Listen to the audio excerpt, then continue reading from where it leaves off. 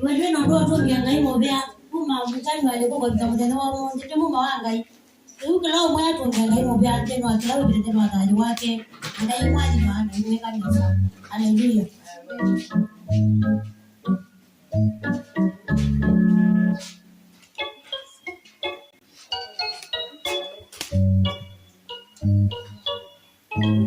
Yes. Amen. Mwana wangai. Kwa kisio masama sio. Zipe zake na piga. Kwa kisio ni mtani ni kristiani. Aliweza sana. Ninakukumbuka hapa kwa kitu cha yako cha mwisho cha mwakani. Kwa hiyo tutendete kama last year kama December. Yani kwa January back to this month, back to this Sunday tawani. Hata mwana wangai. Kwa huko sisi na kutunga mambo ya asa ya kwa na kutunga mambo ya kwa mawiko make. Mawiko make no sio wake na wiki hata ni wakati mwaimu naona tunaenda na ngozi kutunga mambo ya.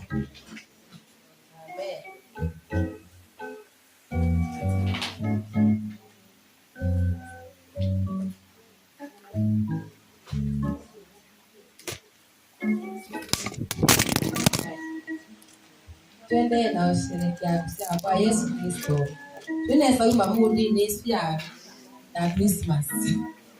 It is silent night. Silent. Silent holy night. Aya, 1, 2, 3. Oh, to come where, oh, to come on there. Salutai, Moses, yeah, Modaine, Yesu Kristo, where I am from Tanzania. No, say, oh, to go home, to the by you. Oh, to go where, oh, to go there. Say, oh, by the way, I'll make my head over. Now, I and I to the tide, quiet soul. Sorry to mess by you. Oh, to go where, oh, to go there.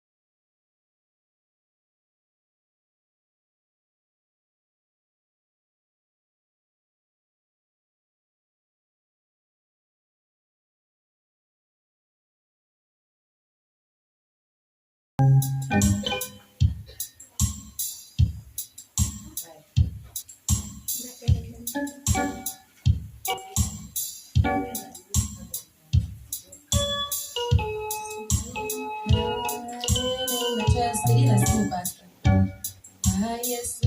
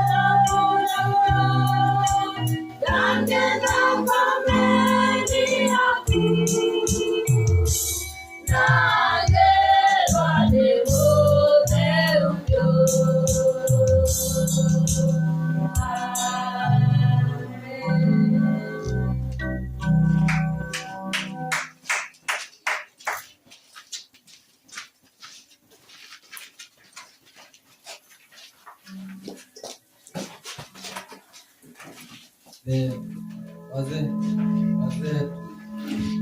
wasani yenye uwanja ndio the mess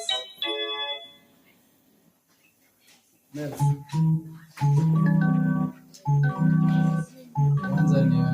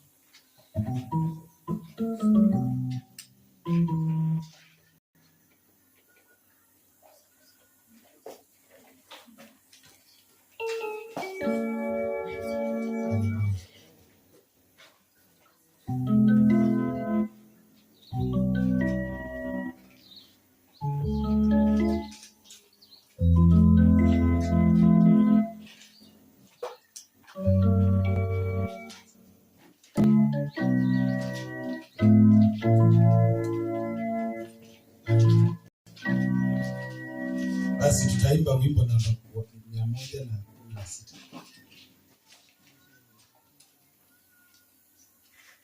Tenzi za rohoni. Bwana sehemu yangu.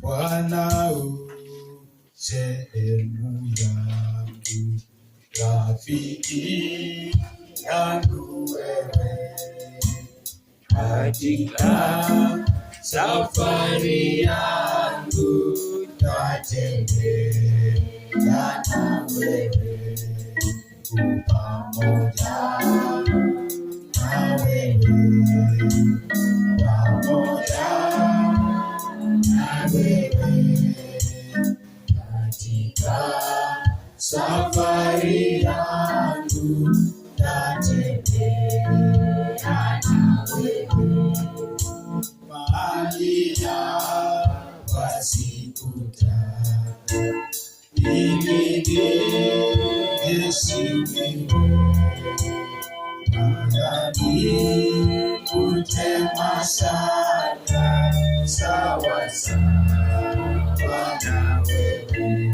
pamoja na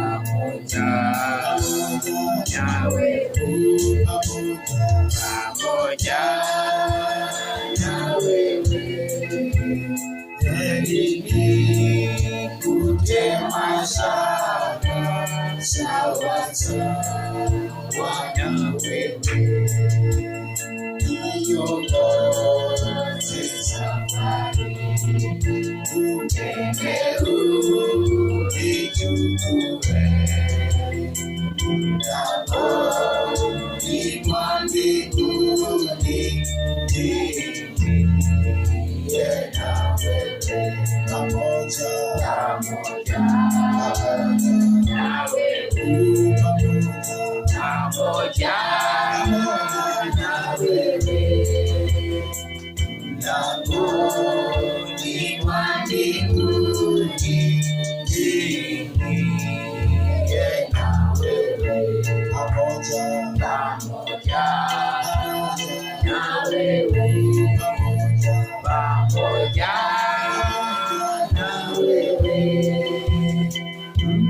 mlangoni mwa mbinguni niingie na wewe, pamoja na wewe, pamoja na wewe, mlangoni mwa mbinguni niingie na wewe.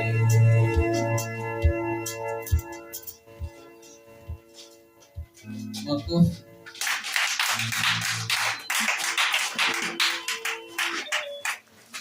Sunday school kuna presentation. Mbona umekataa haraka hivyo?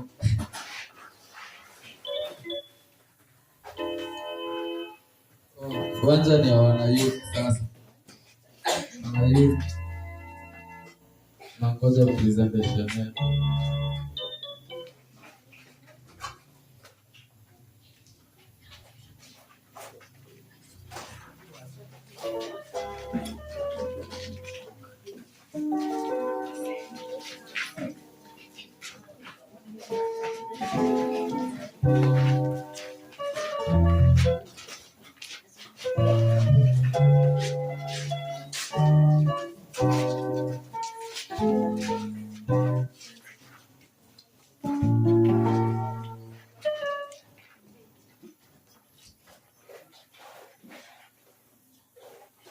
Bwana Yesu asifiwe. Tenzi za rohoni namba 1.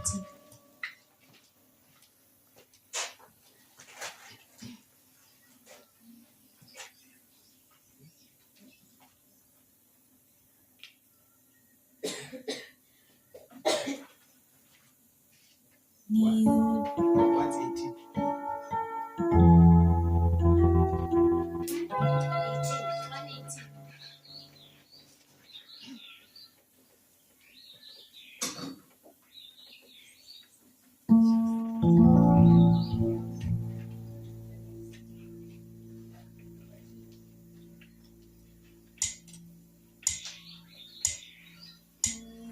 ujumbe wa Bwana. Haleluya, kwa maisha ya daima. Amenena mwenyewe, haleluya,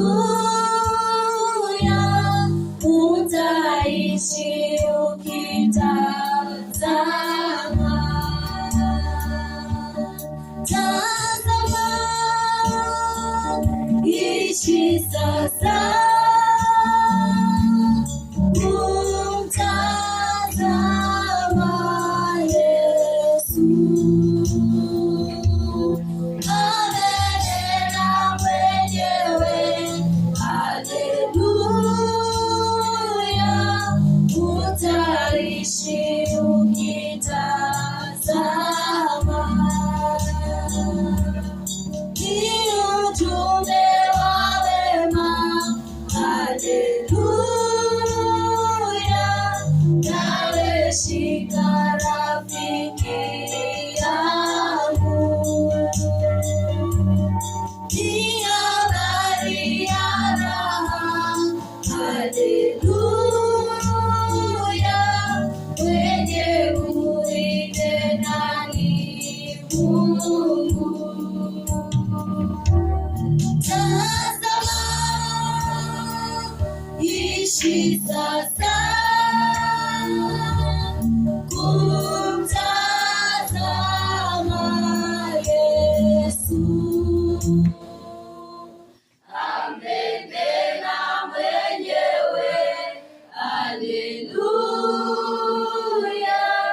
utaishi ukitazama. Uzima wa daima, haleluya, kwake Yesu utauona.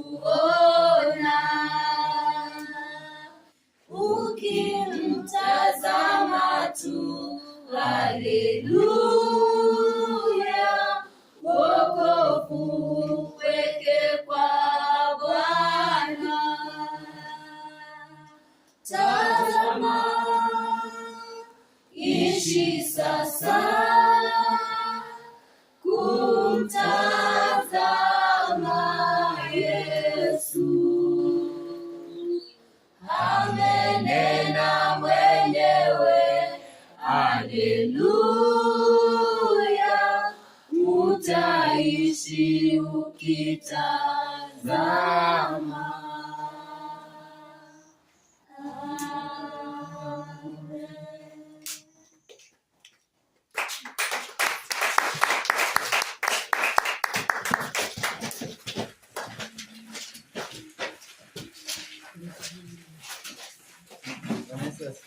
Amen. Amen.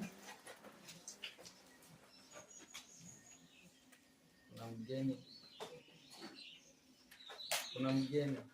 Mimi naona a new face, sijawahi iona.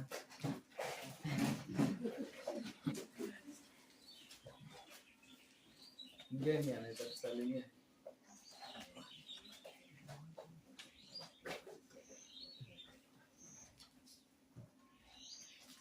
Ima ukijitayarisha ukusalimia. Hatujakuwa na wewe for long.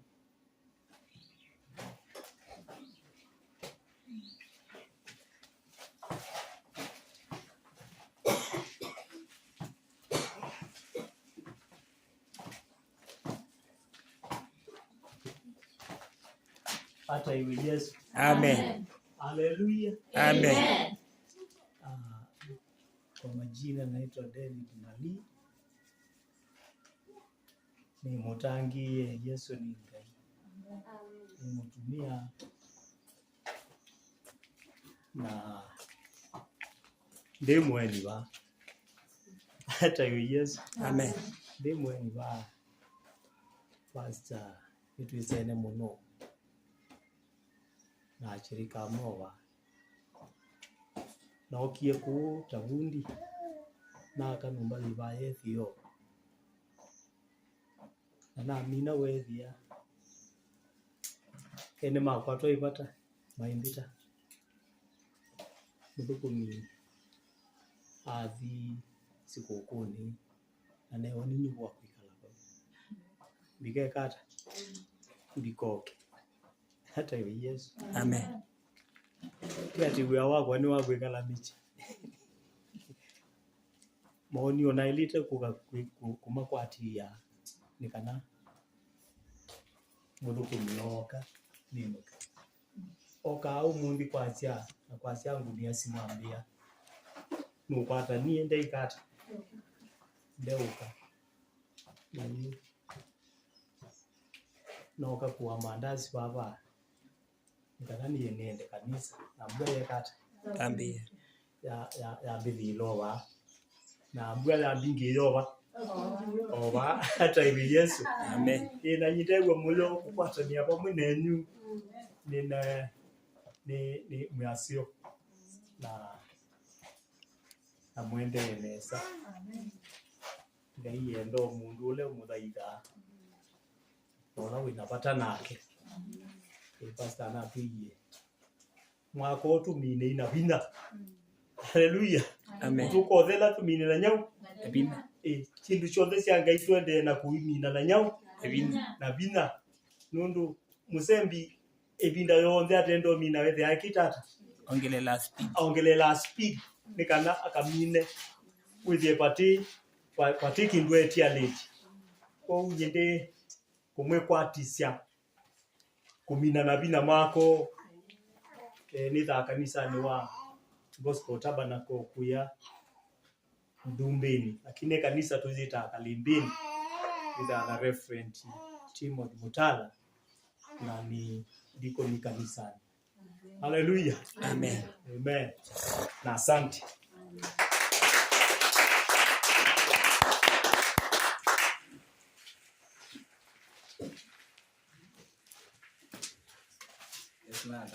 Amen. Amen. Wala matam sini tawa imana mogo. Matangi mande Yesu. Ono mende nesa. Kwa school no sipinete. Ngaya mwalimu. Amen.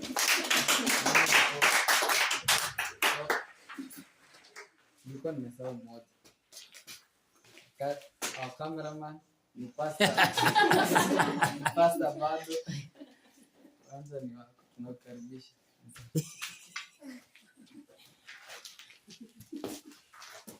Bwana Yesu asifiwe. Hallelujah. Amen. God is good All the time. and all the time. God is good. And that is nature. Bwana Yesu asifiwe. Amen. Mimi napendanga kuimba. Amen. Amen. Tusimame tuimbe ka praise kamoja bila instruments. Hallelujah. Ungame.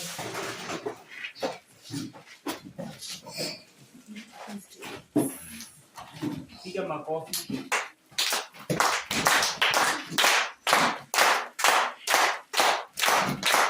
Piga makofi ya mtu aliye piga makofi.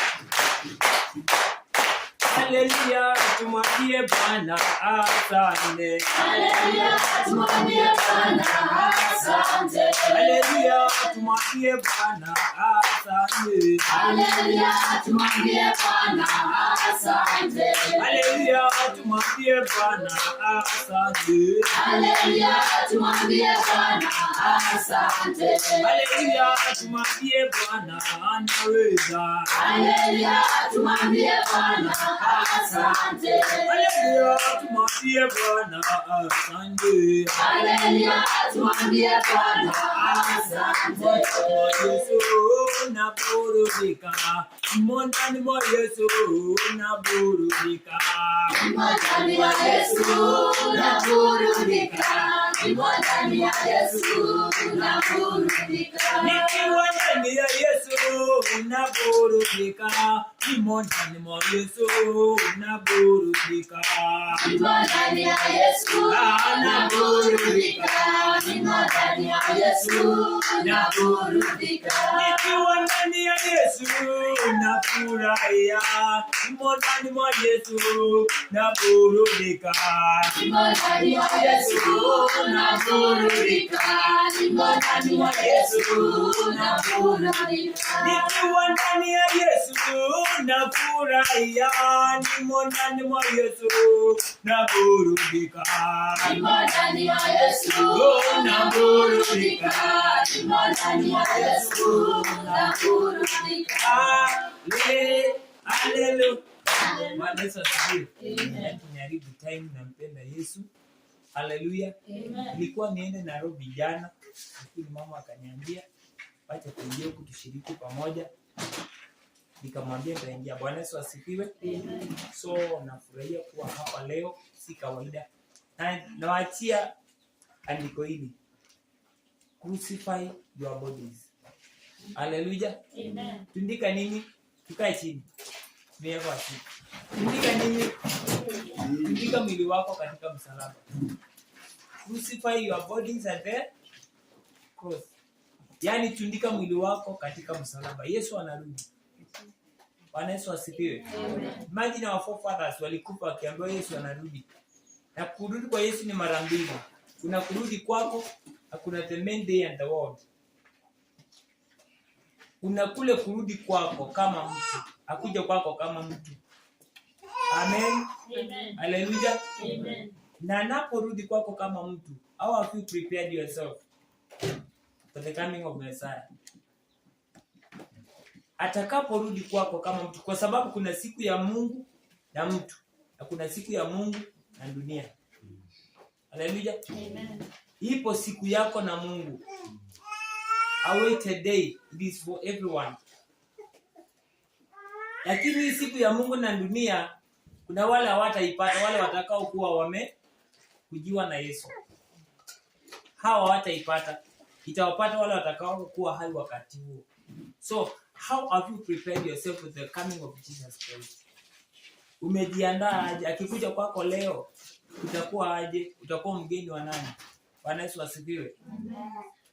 Can we crucify our bodies? Because tunaambiwa kwamba our bodies are the temples of the Holy Spirit. Miili yetu ni hekalu la Roho Mtakatifu. So let us crucify our bodies so that the Holy Spirit can dwell in us. Roho wa Mungu hawezi kukaa katika mwili ambao umelemewa na dhambi. Hallelujah. Amen. Roho wa Mungu hawezi akakaa katika madhabahu ambayo yamechafuka. Roho wa Mungu hawezi kukaa katika madhabahu ambayo iko na chuki. Roho wa Mungu hawezi kukaa katika madhabahu ambayo haiwezi kusamehe. Roho wa Mungu anataka kukaa katika madhabahu takatifu, a holy altar. Mwili wetu huu ni kama hii nyumba hii. Bwana Yesu asifiwe. Amen. Hii nyumba hii, siku tukitoka hapa tuende, sinaitwa ni kanisa. Tukienda itabaki ni kanisa, si ni kweli? So, tuamke siku moja tupata kwamba sasa ule mlango umefungwa na huku umefungwa na hapo nje pameandikwa bar. Itakuwa nini? But it's the same house. Jina imefanya nini? Imebadilika. It's only the name has changed, but it's the same house. So, mwili huu wako huu, when you identify it, inabadilishwa. Hallelujah. Watu ibadilisha. It's the same body, ndio unakuja kanisani na unatoka unaenda. Nini kinaonekana na watu kule nje? Bwana Yesu asifiwe. Maana this is a church. It is a house. Inaitwa kanisa kwa sababu wale watu wanaingia ndani wanafanya nini? Wanaabudu. Kwa sababu inaitwa kanisa. Hivyo ndani yetu kuna Roho Mtakatifu. Kuna roho. Huu mwili ni hekalu pia. Anayekaa ndani ni Roho Mtakatifu. Nikianza kunywa pombe mimi, si itaitwa pastor. Itaitwa mlevi. Yule alikuanga pastor lakini siku hizi ni mlevi. Bwana Yesu asifiwe. Kwa sababu gani? Ile title imeondoka, haipo tena, imeondolewa. But ikiwa mtu atajua kwamba huu mwili wako ni hekalu la Roho Mtakatifu, hautaishi kupendeza wanadamu, utaishi tu kumpendeza Mungu. Bwana Yesu asifiwe. Watu wataona kitu tofauti ndani yako. Watu watasema mimi nataka kukaa kama mtu fulani. Si eti watu wanasema mimi sitaki kukaa kama mtu fulani. Haleluya.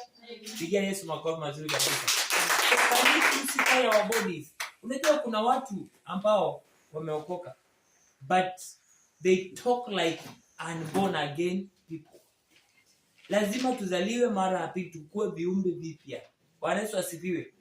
Tukue vitu ambazo Mungu anaweza kujivunia.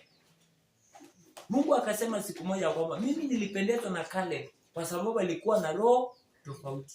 He had a different spirit. Do you have that different spirit that the Lord can say that I have one person in the Redeemed Gospel Church who is really serving me? Don't come in the church because of pastor. No. Because of pastor's wife. No. Because of women. No. Because of other youth. No. Come at the altar of God because of service. Because of worshiping the Lord. Hallelujah. Bwana Yesu asifiwe. Amen. Tunaambiwa toeni miili yenu kwanza iwe dhabihu iliyo takatifu ya kumpendeza nani? Mungu. That's the only holy sacrifice. It's not about money. It's not about cows. It's not about those things. It is about your body. Is the temple of the Holy Spirit. Na ukipeana mwili wako kile kingine chote chako chote, upeana si ngumu. Bwana Yesu asifiwe. Pigia Yesu makofi mazuri kabisa. Kwa kanisa la Mungu na waacha na hili. Let us crucify our. Yesu anasema hivi, ikiwa kiungo kimoja kitakukosesha kwenda mbinguni, you better cut it. Afadhali ukate. Ukiona ni mdomo itakufanya usiende mbinguni, peleka kwa sharani kashoni. Bwana Yesu asifiwe. Kama ni mguu, pelekea daktari akatoe, akuweke ya plastic. Haleluya. Whatever you see inaweza kukuzuia usiende mbinguni. Toa. So that you go. Ikiwa mtu anaweza kufunguliwa tu kama mlango kadogo tu hivi na upatiwe sekunde 5, ukanyange jehanamu. Ukanyanga sekunde 5, si dakika 5. 5 seconds. Ukirudi hapa duniani, you tell people surely heaven is real and jehanamu is real. Bwana Yesu asifiwe. Sekunde 5 peke yake, hata si sekunde mta. Uingie tu hivi na urudi. Utaambia watu acheni mchezo. You tell people stop joking. Watu waabudu Mungu. Jehanamu haikutengenezwa kwa sababu ya sisi. It was meant for the devil and his followers, the fallen angels of Lucifer. Hao ndio waliandaliwa. Sisi wanadamu, sisi la inyeti kwa Yesu Kristo alitufundisha njia, akatuambia fuateni hii. Follow me. I am the way, truth and mimi ndimi njia, ukweli na hakuna aenda kwa Baba asipopita kwa njia yangu. Huyo ni Yesu Kristo. Kwa hivyo mimi nawaachia tu pale, wacha Bwana awabariki. Amen.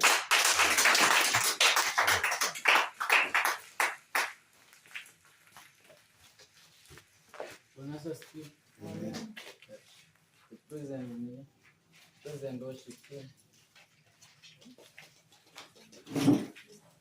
Naweza kuja nikimkaribisha preacher. Nikupe pambio moja safi.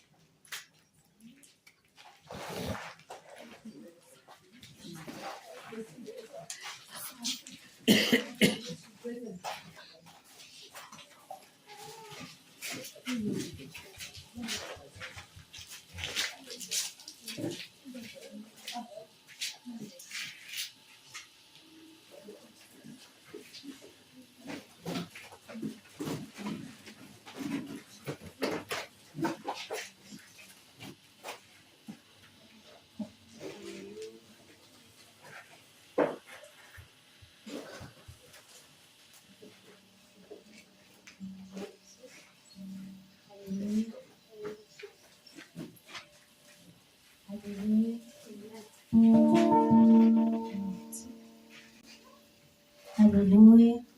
Bwana Yesu asifiwe. Amen. Haleluya. Amen. Karibisha mwenzangu katika ibada ya siku hiyo. Tukumbushe waliokuja kwamba ni ibada ya Wanganyika. tulisema kwamba ibada ya wanarika tulichangamka. Bwana Yesu asifiwe. Bwana Yesu asifiwe. Haleluya.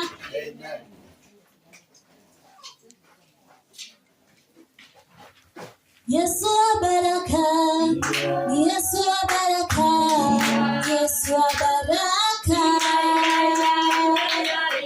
Yesu wa baraka, Yesu wa baraka, Yesu wa baraka, Yesu wa baraka, Yesu wa baraka, Yesu wa baraka. Sisi makofi kwa Bwana Yesu. Haleluya. Tupige makofi ya kushukuru Yesu.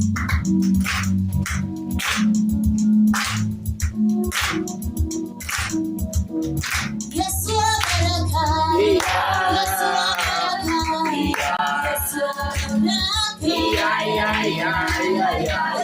Yesu wa ushindi, Yesu wa ushindi, Yesu wa ushindi,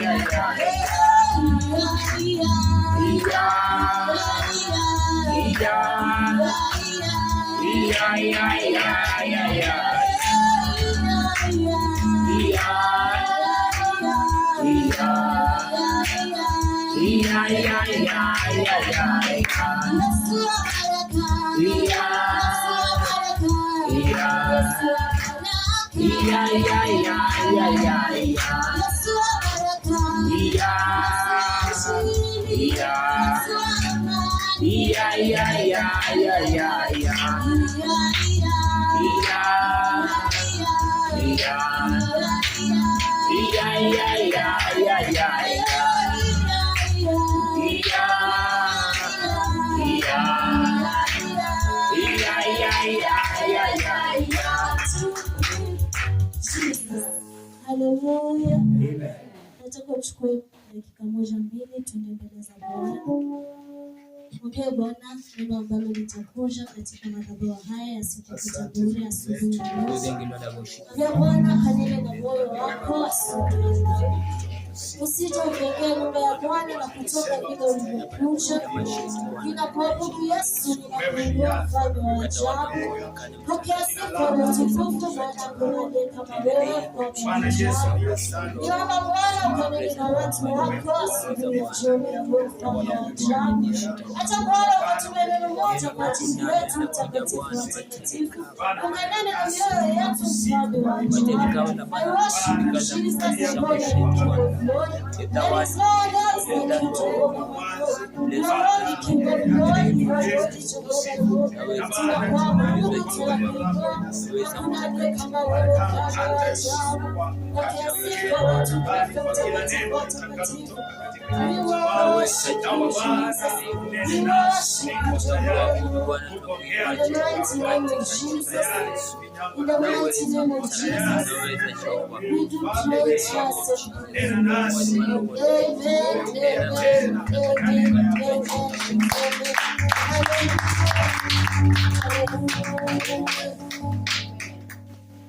Tunaweza keti.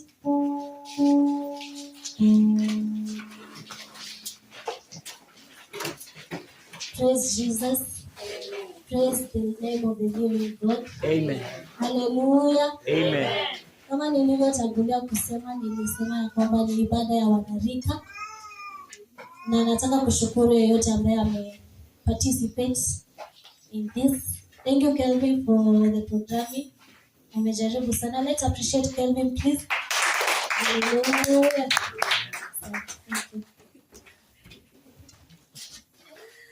Thank you Irene. Where's Irene? Please appreciate Irene for the word of exaltation. Hallelujah. Amen. Praise the name of the living God. Amen. Na pia to appreciate our backup team. You are amazing. Hallelujah. Amen. Na pia tujiappreciate wewe ambaye umenyeshewa, wewe ambaye ulifika mapema katika ibada ya Bwana. Tujiappreciate. Hallelujah. Amen. Amen. Amen. I want to thank Pasi for giving us an opportunity to minister today. Before I start, nakuuliza ukuje uniombee before tuanze.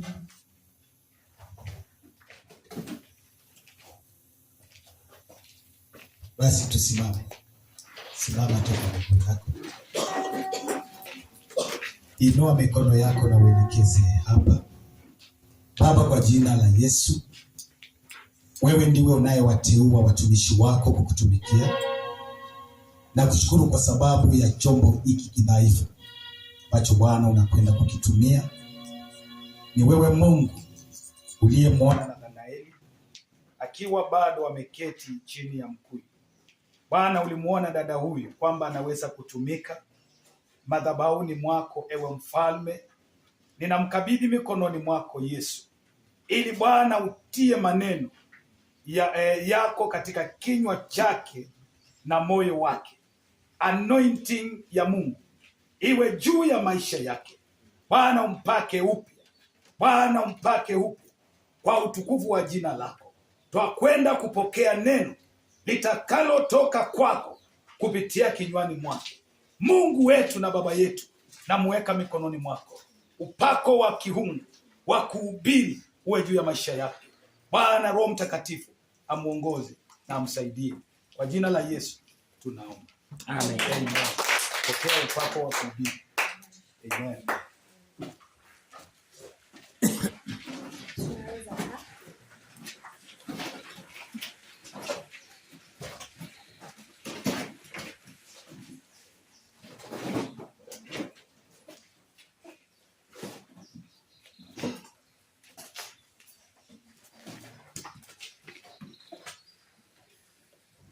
Turn with me to the book of Judges.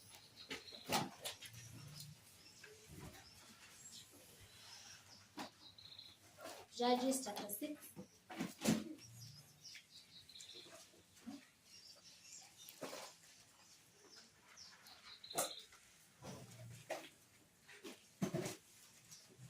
Judges 6. Tutaka kusoma kuanzia mstari wa kwanza hadi mstari wa 20.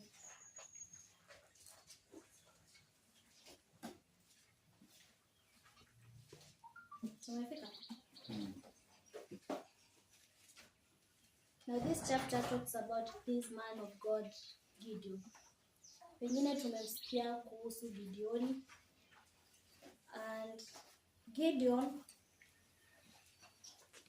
was a judge during the time the Israelites were in oppression. Bwana Yesu asifiwe. Waisraeli walikuwa wametekwa mateka na Wamidiani, the Midianites. Praise Jesus. I want to give a background of who Gideon was. Now Gideon was the son to Joash, and he was an Abiezrite. Bwana Yesu asifiwe. Amen. So I understand that Gideon came to kuongoza Wanaisraeli after Judge Deborah. Deborah was the only female judge during that time. Bwana Yesu asifiwe. Amen. Judges chapter 6 verse 1. Then the children of Israel did evil in the sight of the Lord. So the Lord delivered them into the hand of Midian for 7 years. And the hand of Midian prevailed against Israel. Because of the Midianites, the children of Israel made for themselves the dens, the caves, and the strongholds which are in the mountains. Before I proceed, our topic of the day is the abundance of God. Bwana Yesu asifiwe. Wingi wa Mungu. The abundance of God. So in verse 1, the Bible tells us that the Israelites did evil in the sight of the Lord. The same way sisi kama Wakristo wa siku hizi tunafanya dhambi mbele za Bwana na tena tunarudi kumuomba msamaha. Bwana Yesu asifiwe. Then because the Israelites had done evil in the sight of the Lord, they had to hide. Bwana Yesu asifiwe. Amen. Now you do evil in the sight of the Lord, and the Lord sends you oppressors to punish you. You know, sometimes we don't get to understand if we are doing evil in the eyes of the Lord unless he strikes us and then we realize, oh, nilifanya dhambi wakati fulani na fulani. Bwana Yesu asifiwe. Now the Lord sent the Midianites to oppress them. Then they went and hid in the caves and the strongholds which are in the mountains. So it was whenever Israel sown, verse 3, Midianites would come up, also Amalekites and the people of the east would come up against them. Verse 4, then they would encamp against them and destroy the produce of the earth as far as Gaza, and leave no sustenance for Israel, neither sheep nor ox nor donkey. Verse 5, for they would come up with their livestock and their tents, coming in as numerous as locusts. Both they and their camels were without number, and they would enter the land to destroy it. Verse 6, so Israel was greatly impoverished because of the Midianites, and the children of Israel cried out to the Lord. Praise the name of the living God. Amen. See, at what point do we get to cry to the Lord? Do we get to cry to the Lord after tumekuwa impoverished? Impoverished is like umekuwa maskini. Umemlilia Bwana, umetenda maovu kwa Bwana, Bwana tumia oppressors. Now at first, you've been oppressed, but you haven't thought of crying to the Lord at that time. Praise the name of the living God. Amen. But now at the time you realize, oh, I have nothing left. I have nothing left. So what is left is to cry to God. That is what most of us do these days. Praise the name of the living God. Amen. The moment shida inaingia, atumlilii Mungu. Kwa maana tunaona tuko na alternatives. Praise the name of the living God. By the time the alternatives fade away, by the time the alternatives are out of our hands, is now when we remember we have a God. Is that how we should live? No. Praise the name of the living God. Amen. Now in this case, we see the abundance of God. Praise the name of the living Amen. God. We see the abundance of repentance. Praise the name of the living God. Amen. We see the abundance of deliverance in God. Because when we read verse 7, and it came to pass when the children of Israel cried out to the Lord because of the Midianites, that the Lord sent a prophet to the children of Israel, who said to them, the Israelites cried to the Lord. Then the Lord, because he's always faithful to us and merciful to us, he sends a prophet. Praise the name of the living Amen. God. That means that whenever we cry out to the Lord hears us. Praise the name of the living God. Amen. The minute we cry out to the Lord sends us help. The Lord sends us rescue in various ways. Praise the name of the living God. So in this verse here, we see the abundance of deliverance. Praise the name of the living Amen. God. Now in this situation, God sends prophets. Bwana Yesu asifiwe. Amen. Who is a prophet? A prophet is a messenger of God. He delivers the message that God has put in him. Amen. He won't come and talk about his own words zenye amefikiria. No. It is God who talks to the prophet. Then now the prophet delivers the message to you. Delivers the message to the church. Delivers the message to you who is oppressed. And I love how the prophet delivered that message. Praise the name of the living God. Amen. The prophet said, thus says the Lord God of Israel. Praise the name of the living God. Amen. So each time God sends a prophet to you, he identifies himself. Praise the name of the living Amen. God. Now the prophet won't come and say that he won't come and say the message. He will start by saying, thus said. Who is the messenger? Who has sent me? It is the Lord God of Israel. Praise the name of the living God. Bwana Yesu asifiwe. verse 8, that the Lord sent a prophet to the children of Israel who said to them, thus says the Lord God of Israel. Now here God is trying to remind the Israelites his promises unto them. Praise God. Amen. How many are the times God has promised you or God has spoken to you his promises and then you go out of the promises? Bwana Yesu asifiwe. Amen. Because the reason why the Israelites were being oppressed is because they went out of the promises of God. Praise Jesus. Can we see what they did wrong? So the prophet said that the Lord of God Israel says, I brought you up from Egypt and brought you out of the house of bondage. And I delivered you out of the hand of the Egyptians and out of the hand of all who oppressed you, and drove them out before you and gave you their land. Verse 10. Also I said to you, I am the Lord your God. Do not fear the gods of the Amorites in whose land you dwell, but you have not obeyed my voice. Praise the name of the living God. Amen. But you have not obeyed my voice. In my thinking, God alikasirika because he spoke. He gave out his promises to the Israelites. And they did not obey it. They did not obey him. Now what does God do? He sends the Midianites to oppress them. Praise the name of the living God. Amen. So we can see the fruits of disobedience. Praise the name of the living God. Amen. The fruits of disobedience, it's a punishment from God.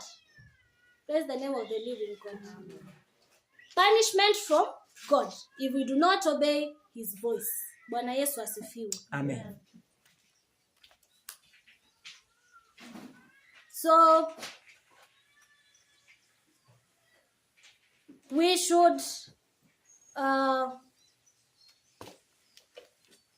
in that case we see the abundance of God in grace. We see the abundance of grace in God. Praise the name of the living God. Amen. Because God, even after they had turned to idols, even after they were undeserving to be not heard by God, he came to their rescue. Praise Jesus. So we see the grace of God being abundant in the Israelites. Praise the name of the living God. Amen. Verse 11. Now the angel of the Lord came and sat under the terebinth tree which was in Ophrah, which belonged to Joash the Abizrite, while his son Gideon threshed wheat in the winepress in order to hide it from the Midianites. Now imagine the kind of life they were living.